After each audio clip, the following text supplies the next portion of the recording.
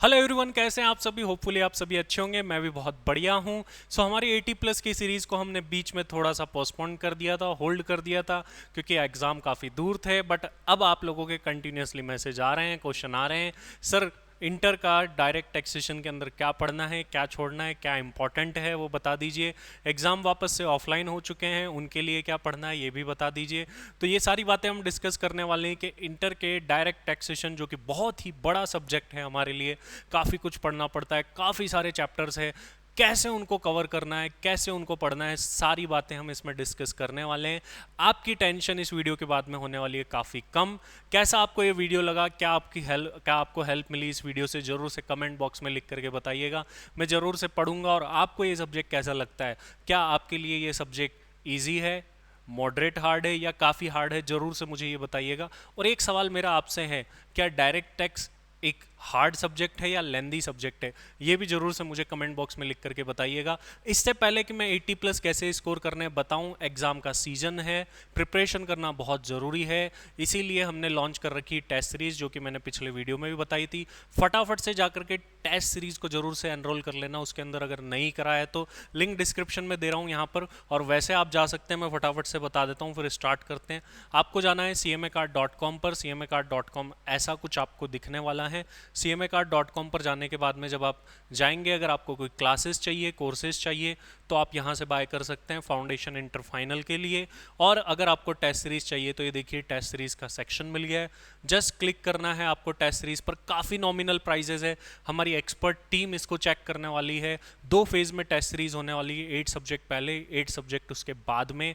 Result भी आपको मिलने वाला है, जो कि हमारी टीम चेक करेगी। वो सारा सब कुछ आपको मिलेगा और बाकी डिटेल मैं आप लोगों को दे चुका हूँ। 30 नवंबर से फेज़ 1 स्टार्ट है और 15 दिसंबर से फेज़ 2 है। जो लोग इस वीडियो को बाद में देख रहे हैं, टाइम जाने के बाद में, नेक्स्ट अटेम्प्ट में, वो लोग भी हमें कांटेक्ट कर सकते हैं, क्योंकि हर अटेम्प्ट के लिए हमारी टेस्ट सीरीज जो है वो आती रहती है। चलिए स्टार्ट करते हैं कि कैसे सर हम 80 प्लस स्कोर कर सकते हैं।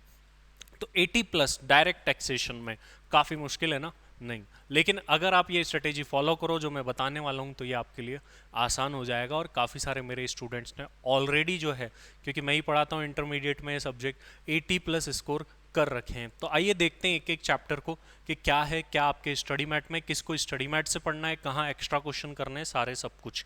मैंने पहले भी डायरेक्ट टैक्स के ऊपर 60 प्लस कैसे स्कोर करें वो वीडियो बना रखी है, जिस पर आप लोगों ने बहुत प्यार दिया था। और अब ये 80 प्लस की वीडियो पर बात करते हैं। तो ये है हमारा स्टडी मैट। इसके अंदर एक एक चैप्टर के ऊपर अपन बात करने वाले हैं। जैसा कि आपको पता है कि आपका जो पूरा डायरेक्ट टैक्सेशन है वो कुछ इस तरीके से बटा हुआ है इंटरमीडिएट का। बेसिक्स पार्ट सबसे पहले आपको देखने को मिलता है। इसके अलावा फिर बाकी का जो पार्ट है वो heads of income and all, total income, tax liability, इनके लिए सेक्शन बी बना हुआ है। और procedural return, ICDS, assessment procedure, इसके लिए सेक्शन सी है। अगर देखा जाए तो इनका 10, 70 एंड 20% का जो है वेटेज है। बट आपको मैं to be very honest exam में बता दूं तो एग्जाम में ये फॉलो नहीं होता है। इससे हमको कुछ अलग ही पेपर मिलता है। अगर अलग क्यों मिलता है सर? क्योंकि बेटा आप लोगों को पता होगा कि एग्जामिनर को एक्स्ट्रा ऑप्शन देने होते हैं एग्जाम के अंदर। तो एक्स्ट्रा ऑप्शन वो कैसे देगा? वो मार्क्स ऑब्वियसली एक्स्ट्रा ऑप्शन देने के लिए अप्रोक्सीमेटली 120 से लेके 130 मार्क्स के बीच में पेपर बनता है। जनरली 128 और 132 का भी पेपर रहता है ऑफलाइन एग्जाम्स में।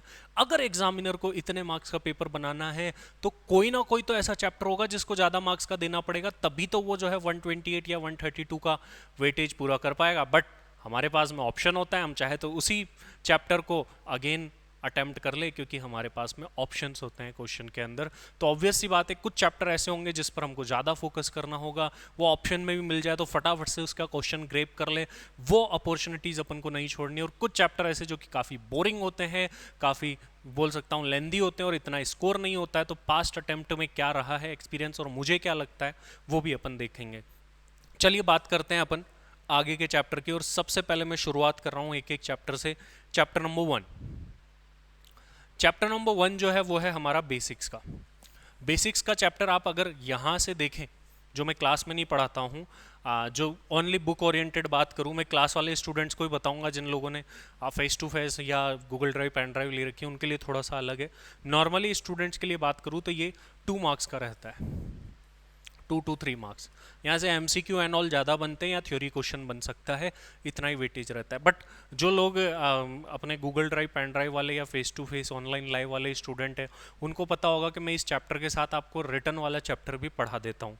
तो जो वो वाले स्टूडेंट है उनको ध्यान रखना, उनके लिए ये चैप्टर जो है 8 to 10 मार्क्स का होने वाला है, तो इसको नोट करके चलना। नॉर्मली जो लोग मेरे से नहीं पढ़े हुए हैं, कहीं और से क्लास लिए हुए, तो भी कोई बात नहीं, उसके अकॉर्डिंग ये 2 to 3 मार्क्स का मेरा पैटर्न थोड़ा सा बेसिक्स के लिए अलग रहता है। तो ये पहला चैप्टर है, इस पर ज़्यादा टाइम नहीं लगाना। उसके बाद में मैं आ जाता हूँ रेसिडेंशियल स्टेटस पर, एक छोटा सा चैप्टर बट अच्छा स्कोरिंग चैप्टर है। इसमें से स्कोप ऑफ टोटल इनकम का क्वेश्चन आता है, तो ये 4 मार्क्स से लेकर के 8 मार्क्स तक के बीच में वेटेज रखता है। कभी भी कितने ही मार्क्स का आ जाता है, तो अच्छे से प्रिपेयर कर लेना, ये भी अच्छी खासी इंपॉर्टेंस रखता है, इग्नोर नहीं करना है इसको। वहीं मैं यहाँ पर बात करूँ तो एग्रीकल्चर इनकम, पास्ट अटेम्प्ट से देखूँ तो कॉन्स्टेंटली क्वेश्चन आ रहा है, और वो वाला क्वेश्चन टी कॉफ़ी रबर वाला जिसमें हमको बाइफरकेट करना होता है कि एग्रीकल्चर और नॉन एग्रीकल्चर इनकम कितनी है, तो 4 मार्क्स के अकॉर्डिंग का क्वेश्चन जो है यहाँ से भी हमको बनता हुआ देखने को मिलता है। तो ये एग्रीकल्चर इनकम उस पॉइंट ऑफ व्यू से इंपॉर्टेंट हो गया, रेसिडेंशियल और बेसिक्स की इंपॉर्टेंस। इसके बाद में मैं बात करूँ income which do not forms part of total income, ये वाला चैप्टर जो है इतना कोई खास इंपॉर्टेंस नहीं रखता है। आप अदर चैप्टर्स, अदर हेड्स पढ़ेंगे तो मैक्सिमम एग्जाम्शन वहीं कवर हो जाती है, और आता भी है तो एमसीक्यू एंड ऑल आता है, तो ये max to max chapter 2 marks का जाता है, उससे ज़्यादा ही वेटेज आपका इस चैप्टर का नहीं रहता है। अब very much important part section B, heads of income, इनके बारे में बात करते हैं। चलिए सबसे पहले तो मैं बात करूं कि कौन से के क्वेश्चन कहाँ से करने हैं। अगर आप रेसिडेंशियल स्टेटस की बात करें तो उनके क्वेश्चन आप पास्ट एग्जाम वाले करिए, और जो बुक में 1-2 क्वेश्चन दे रखे हैं बड़े वाले वो करिए, और जो रेसिडेंशियल स्टेटस निकालने वाले क्वेश्चन है उसमें इंडिविजुअल का इंपॉर्टेंट है। एक क्वेश्चन है जिसमें फॉरेन सिटीजन, इंडियन सिटीजन दे रखा है, वो वाला भी इंपॉर्टेंट क्वेश्चन है। इसके बाद में मैं बात करता हूँ सैलरी हेड की, तो सैलरी हेड अप्रॉक्सीमेटली 8 मार्क्स का एग्जाम के अंदर जो है ये चैप्टर आता है। अब सैलरी हेड के अंदर क्वेश्चन कैसे करने हैं, अगर आप स्टडी मैट को देखोगे, बुक को देखोगे, तो छोटे छोटे क्वेश्चन दे रखे हैं। न्यू सिलेबस की बुक में एंड में 1-2 क्वेश्चन एक्स्ट्रा ऐड करें हैं जो कि बड़े क्वेश्चन है, बट जनरली ये क्वेश्चन इतने नहीं मिलते। तो आपको क्या करना है, सैलरी से प्रोविज़न पढ़ो, प्रोविज़न सारे पढ़ने के बाद में क्वेश्चन जो है ना आप पास्ट एग्जाम से कर लो डायरेक्ट। स्कैनर एंड ऑल, तो स्कैनर में इतना रिकमेंड नहीं करता हूँ डायरेक्ट टैक्स और इनडायरेक्ट टैक्स में, वो इसलिए क्योंकि प्रोविज़न हर साल चेंज होते रहते हैं, हर साल क्वेश्चन के आंसर चेंज हो जाते हैं, बट स्कैनर्स में काफ़ी सारी मिस्टेक देखी जाती है इनको लेकर के, तो इस वजह से मैं थोड़ा सा कम ही रिकमेंड करता हूँ। बट आप जो है सैलरी के पास्ट एग्जाम के क्वेश्चन जरूर करिए, क्योंकि पास्ट एग्जाम में जिस पैटर्न का क्वेश्चन आया है, जिसमें basics, allowances, perquisite, retirement benefit, ये मिक्सड आते हैं। रिटायरमेंट बेनिफिट थोड़ा कम आता है, बट बाकी प्रोविडेंट फंड और ये सारी चीज़ें जो है मिक्स होकर के आती है, तो इस टाइप के क्वेश्चंस के पॉइंट ऑफ व्यू से सैलरी इंपॉर्टेंट है। परक्विजिट सबसे ज़्यादा पूछा जाता है, तो उस पॉइंट ऑफ व्यू से आपको पढ़ना है, तो सारे प्रोविज़न पढ़ो, प्रोविज़न पढ़ने के बाद सीधे एग्जाम के क्वेश्चन कर लो, पास्ट एग्जाम के क्वेश्चन, कोई प्रॉब्लम आपको नहीं होने वाली है सैलरी के अंदर। इसके बाद में मैं बात करता हूँ हाउस प्रॉपर्टी की चैप्टर की, तो हाउस प्रॉपर्टी 6 to 8 मार्क्स का जो है ये चैप्टर आता है बेसिकली, और जिस टाइप के क्वेश्चन स्टडी मैट में है उसी टाइप से मिलते जुलते क्वेश्चन आते हैं। 1-2 बार ऐसा देखा गया है कि को ओनरशिप का क्वेश्चन आ गया है जो कि स्टडी मैट में नहीं है, लेकिन 23 subsection 3 deem to be let out वाला, 23 सबसेक्शन 4, तो partly let out, partly self occupied और deem to be let out वाले, ये 2 पॉइंट सबसे ज़्यादा आते हैं, इस पर ध्यान दीजिए। या फिर को ओनरशिप सेक्शन 26, यहाँ से प्रैक्टिकल क्वेश्चन बन सकता है हाउस प्रॉपर्टी के अंदर बड़ा वाला, और कई बार नॉर्मल से क्वेश्चन बने, यहाँ से ज़्यादा टफ क्वेश्चन नहीं बनते, नॉर्मल से ही क्वेश्चन बनते, बट कंसेप्चुअल क्लियरिटी होनी चाहिए, यहाँ से 1-2 MCQ भी बनते हैं। तो हाउस प्रॉपर्टी को आपको किस तरीके से प्रिपेयर करना है, तो ध्यान रखिए ये वाले जो सेक्शन है, इन सेक्शंस पर आपको ज़्यादा फोकस करना होगा, तो इन पर ज़्यादा फोकस करते हुए प्रिपरेशन करिए। एंड जिसका खौफ मार्केट के अंदर है, आप सभी लोगों में जिसका खौफ रहता है, पीजीबीपी हेड्स का राजा। पीजीबीपी हेड एज यूजुअल काफ़ी सारे मार्क्स कैरी करता है, 10 मार्क्स से लेके 20 मार्क्स तक का जो है इंटरमीडिएट के अंदर ये आ जाता है। कभी यहाँ से छोटे छोटे क्वेश्चन बन के आ जाता है, कभी यहाँ से बड़ा क्वेश्चन बन के आ जाता है, तो कैसे भी क्वेश्चन आ सकता है। बट स्टडी मैट के अंदर अगर आप देखोगे ना, तो अगर आपको अच्छे से पीजीबीपी रिवाइज करना है तो 20 से लेकर के जो बाकी के क्वेश्चन है वो आप कर सकते हैं। इसमें भी बीच में असेसमेंट ऑफ फॉर्म है वो छोड़ सकते हैं स्टडी मैट में, क्योंकि वो अलग चैप्टर है। इसके अलावा जो आपका 24, 25, 26 ये जो 3 क्वेश्चन है ना, ये काफ़ी अच्छे क्वेश्चन है। तो आप इन क्वेश्चन को करोगे तो आपका ऑटोमेटिकली सब कुछ रिवाइज हो जाएगा। तो 4, 5 और 6 इन क्वेश्चन को जरूर से कर लेना। डेप्रिसिएशन की प्रैक्टिस के लिए फर्स्ट क्वेश्चन है, उसको कर लो तो अच्छे से प्रैक्टिस हो जाएगी। बाकी मैं यही रिकमेंड करूंगा कि सारे प्रोविजन पढ़ लो और बड़े क्वेश्चन करो पीजीबीपी में। छोटे छोटे बुक के बीच में जो क्वेश्चन है उनको करने की जरूरत नहीं है। एक प्रिलिमिनरी एक्सपेंस वाला और कर लेना, अदरवाइज जरूरत नहीं है। छोटे क्वेश्चन में एक सेक्शन 35 का साइंटिफिक रिसर्च का क्वेश्चन भी बन जाता है, बट ये इतने ज़्यादा इंपॉर्टेंट नहीं है। तो बड़े क्वेश्चन पर फोकस करिए। और कई बार थियोरटिकल क्वेश्चन इस तरीके से भी आ जाते हैं कि ये एक्सपेंस अलाउ होगा या नहीं होगा, ये बताओ। ये सारी चीज़ें भी जो है आ जाती है, तो इन चीज़ों पर भी जरूर से फोकस रखिएगा। पीजीबीपी बहुत ही इंपॉर्टेंट हेड है, ये आप लोगों को ध्यान रखना है और बहुत ही अच्छे से पढ़ना है। मैराथन क्लासेस सारी मैंने डाल रखी है, और भी न्यू भी आने वाली, वो भी देख सकते हो। या चैनल पे प्लेलिस्ट में जाओ, सीएमए इंटर मैराथन में जाओ, वहाँ पर सब मिल जाएगी मैराथन्स।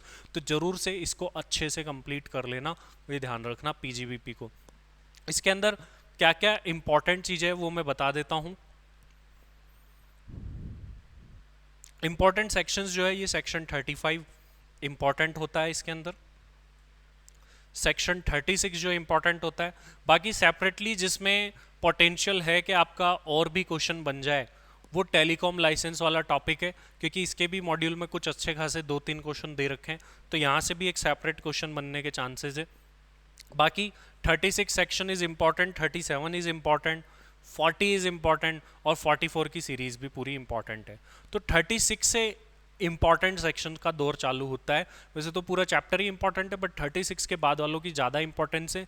वहीं 44 AA, 44 AB, 44 AD, 44 ADA and AE, ये सेक्शंस काफ़ी ज़्यादा एग्जाम्स में देखे जाते हैं, तो इनको इसीलिए बहुत अच्छे से प्रिपेयर करना जरूरी है। तो ये पीजीबीपी के लिए ध्यान रखिए, सारे प्रोविज़न पढ़ो, जिन पर बताया सेक्शंस पर उन पर ज़्यादा फोकस करो।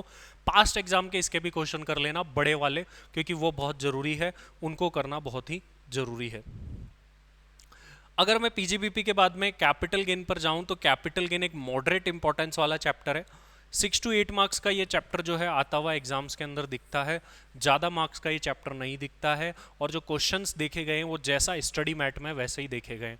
बाकी जैसे मैंने सैलरी में बताया, स्टडी मैट वाले नहीं ज़्यादा आते हैं, पीजीबीपी में भी ऐसा है, बट इसमें नहीं है। इसमें काफ़ी सारे क्वेश्चन स्टडी मैट में दिए हुए हैं, इसी वजह से कैपिटल गेन को स्पेशली आप स्टडी मैट से पूरा कर लीजिए, कोई दिक्कत नहीं होगी। But recently amended section 45 subsection 4 और 50B, इनके आने के काफ़ी ज़्यादा चांसेस है, तो इनको अच्छे से कर लीजिएगा। बाकी सेक्शन 46 जो कि स्टडी मैट में 11th क्वेश्चन है, ये भी एक बार एग्जाम में आया हुआ है, तो इन क्वेश्चंस को आपको अच्छे से प्रिपेयर कर लेना है। सेक्शन 54 की जो एग्जम्पशन वाला क्वेश्चन है स्टडी मैट में, वो अच्छे से कर लेना। 54F कर लेना अच्छे से। इसके अलावा 23 क्वेश्चन आई थिंक जो है, जिसमें 3 असेट दे रखी है आपके स्टडी मैट में, वो वाला क्वेश्चन भी अच्छे से कर लेना। यहाँ से आने के ज़्यादा चांसेस है। जो मेनली 45 की सीरीज़ है, अगर मैं आपको बोलूँ 45-1 है, 45-2, 45-3, 45-4, 45-5 है, इतना ज़्यादा इंपॉर्टेंट नहीं है जॉइंट डेवलपमेंट एग्रीमेंट। इसके बाद में आप 50C पर चले जाइए और 50B पर चले जाइए, ये आपके इंपॉर्टेंट सेक्शंस होते हैं। और फिर 54 और 54F, यहीं से प्रैक्टिकल क्वेश्चन बनने के चांसेस होते हैं।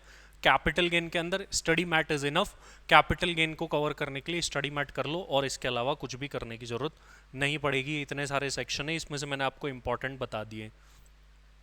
अदर सोर्स की बात करूँ तो ऑफलाइन एग्जाम पैटर्न के अंदर अदर सोर्स का क्या होता है, अदर सोर्स का पूरा क्वेश्चन नहीं आता, 2-2 मार्क्स के क्वेश्चंस आते हैं, और अदर सोर्स में सिर्फ 2-3 क्वेश्चंस दे रखे हैं स्टडी मैट में। तो इसीलिए अदर सोर्स का आपको क्या करना होगा, अदर सोर्स के आपको प्रोविजन पढ़ने हैं। प्रोविजन पढ़ के डायरेक्टली सिर्फ पास्ट एग्जाम पेपर कर लो डायरेक्टली। स्टडी मैट में कोई क्वेश्चन नहीं है, तो पास्ट एग्जाम के पेपर्स करो। आईसीएमआई की वेबसाइट पे भी मिल जाएंगे, ICMI.in पर जाओगे तो स्कैनर्स अगर आपके पास है तो वहाँ से कर लो, बट पेपर से भी कर लोगे तो कोई इशू नहीं है। तो ध्यान रखिए, अदर सोर्स आपको पास्ट एग्जाम के पेपर से करना है, स्टडी मैट में तो ज़्यादा क्वेश्चन है ही नहीं। इसके बाद में मैं बात करूँ क्लबिंग ऑफ इनकम या income of other person included in assessee's total income, थोड़ा कम इंपॉर्टेंट चैप्टर है, कभी आता है कभी नहीं आता। 50% टाइम्स आता है, मतलब हर 6 में से 3 अटेम्प्ट में आने का इसका एवरेज है। मैं इसको 1 मार्क्स से लेकर के 4 मार्क्स तक का चैप्टर बोलूँगा, कई बार ये 0 का भी आ जाता है, तो इसलिए इंपॉर्टेंट नहीं है। जो स्टडी मैट में है वही कर लो, इसके अलावा कुछ भी करने की ज़रूरत नहीं है। और स्टडी मैट में भी कुछ क्वेश्चन छोड़ सकते हो जो बड़े लगते हैं आपको, क्योंकि यहाँ से नहीं आता। Set of and carry forward of losses, ये भी बड़ा छोटा सा चैप्टर होता है, रेगुलर क्लास में भी आपको पता है ज़्यादा टाइम नहीं लगता है। इस चैप्टर से सर हमको क्या करना होगा, इसमें भी आपको प्रोविज़न पढ़ने और स्टडी मैट के कुछ क्वेश्चन कर लो, that's it. First second third जो क्वेश्चन है ये काफ़ी अलग बड़े क्वेश्चन से इस टाइप के कम ही देखने को मिलेंगे, बट अगर आप बात करें पार्टनरशिप फर्म वाला जो क्वेश्चन है उस टाइप के क्वेश्चन देखने को मिल सकते हैं, या एक हाउस प्रॉपर्टी वाला पिछले क्लबिंग के अंदर है mister Todi and Mrs Todi वाला, उधर से वो मिल सकता है। फिफ्थ क्वेश्चन भी उनका काफ़ी अच्छा है, और रेमुनरेशन वाले क्वेश्चन थे 2-3 वो आपको क्लबिंग में मिल सकते हैं। वहीं सेटअप में ये जो 5th 6th क्वेश्चन है जिसमें आपको इन्फॉर्मेशन देके छोटे छोटे आसान से क्वेश्चन है, इस टाइप के क्वेश्चन मिल सकते हैं, बट ज़्यादा इंपॉर्टेंट नहीं है ये चैप्टर्स, मॉडरेट इंपॉर्टेंट चैप्टर्स में ही इनको हमको काउंट करके चलना है।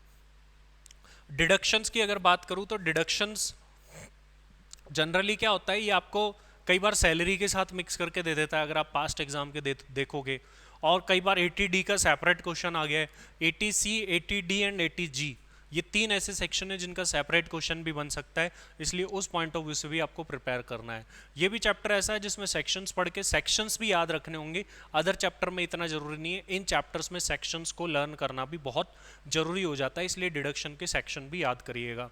सारे प्रोविजन पढ़ने के बाद स्टडी मैट ओनली कवर कर लो, इसके बाहर कहीं भी नहीं जाना है।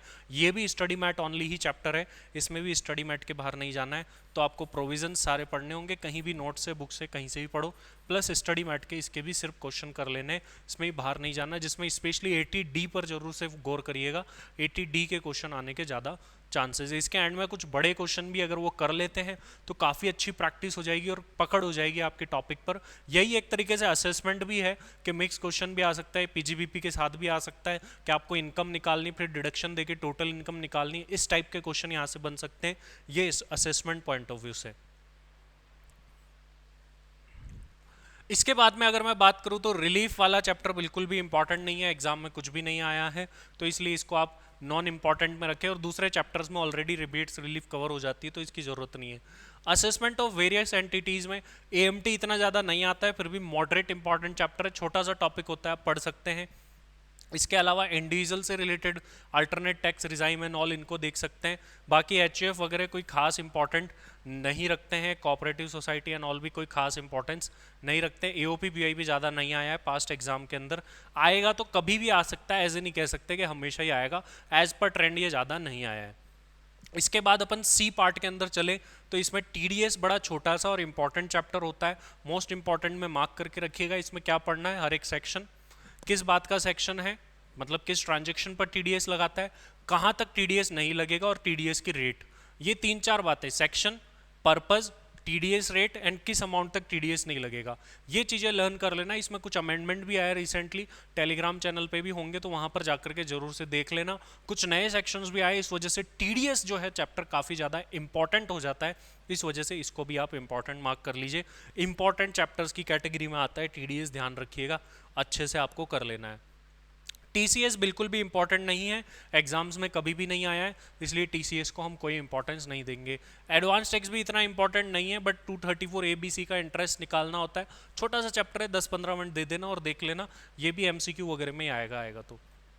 रिटर्न एंड पेन जो कि मैं जनरली आप लोगों को बेसिक्स के साथ पढ़ाता हूँ, बिल्कुल यहाँ पर 4 मार्क्स से लेकर के 8 मार्क्स तक का वेटेज है। थ्योरी में आ जाता है, शॉर्ट नोट लिखने के लिए यहाँ से क्वेश्चन आ जाता है, तो ये आपको पढ़ लेना है बिल्कुल, एक एक सेक्शन, इसमें से कुछ भी छोड़ करके नहीं जाना है, इंपॉर्टेंट चैप्टर की कैटेगरी में डाल देना रिटर्न एंड पेन को। असेसमेंट प्रोसीजर इतना इंपॉर्टेंट नहीं है, फाइनल के अंदर ये आप लोगों के डिटेल में आएगा, आप लोग पढ़ोगे फाइनल में मेरे साथ, तो अपन बड़े डिटेल के अंदर इसको पढ़ेंगे। असेसमेंट प्रोसीजर वाला जो चैप्टर है इसमें क्या करना है, एक डायग्राम दे रखा है, एक पेज आप स्टडी मैट में देखोगे क्या होगा, किसके बाद क्या होगा, वो देख लेना, ज़्यादा इंपॉर्टेंट नहीं है, 1-2 नंबर का आए तो आए, अदरवाइज ये चैप्टर इंपॉर्टेंस नहीं रखता है। आईसीडीएस जो थियोरटिकल चैप्टर है, काफ़ी सारी चीज़ें तो एएस से ही सिमिलर है, तो ये भी ज़्यादा इंपॉर्टेंट नहीं है, बट इसकी एप्लीकेबिलिटी पढ़ लेना, आईसीडीएस किस पर लगता है, और नेम्स पढ़ लेना, 1 किसका 2 किसका, यहाँ से भी जो है एमसीक्यू बनते हैं, नेम वाला तो पक्का है, हमेशा बनता ही बनता है। तो ये आईसीडीएस के अंदर तुम देख लेना। तो ये सारे के सारे चैप्टर के बारे में मैंने आपने से बात कर ली कि कौन सा चैप्टर कहाँ से पढ़ना है, क्योंकि देखो कुछ चैप्टर स्टडी मैट से पढ़ने हैं तो कुछ पास्ट एग्जाम के क्वेश्चन से पढ़ने हैं, तो ये बड़ा कंफ्यूजन होता है, हमको पता ही नहीं होता कि किस में से क्या बनेगा क्या नहीं बनेगा। तो वो चीज़ मैंने यहाँ पर क्लियर करने की कोशिश की है ताकि आपको कोई भी डाउट ना रहे और ये अच्छे से क्लियर हो जाए चीज़ें। लेकिन इसके बाद भी आपका कोई डाउट रह गया, कोई क्वेश्चन रह गया है, तो जरूर से मुझे बताइएगा कि आपका क्या क्वेश्चन रह गया है, ये एनालिसिस कैसे लगा, ये सीरीज कैसी लग रही है, ये भी कमेंट बॉक्स में लिख करके बताइएगा। वीडियो को जरूर से लाइक कर लीजिएगा, शेयर करिएगा, इससे हमको भी मोटिवेशन मिलता है कि और कुछ नया कंटेंट लेकर के आए। और सब्सक्राइब नहीं करा है तो ऑब्वियस ही बात है, कहने की जरूरत क्या है, ऐसा इंपॉर्टेंट कंटेंट चाहिए तो आप सब्सक्राइब करके फटाफट से सब्सक्राइब करके रख देना, अपने फ्रेंड्स को भी बोल देना भाई सब्सक्राइब कर लो, बहुत इंपॉर्टेंट कंटेंट आने वाला है, मैराथन आने वाली है, ये सीरीज भी आने वाली है हर एक सब्जेक्ट के लिए। तो अभी के लिए इतना ही, आशा करता हूँ आपको ये वीडियो पसंद आया होगा। मिलते हैं फिर से ऐसे किसी वीडियो में। Thank you very much.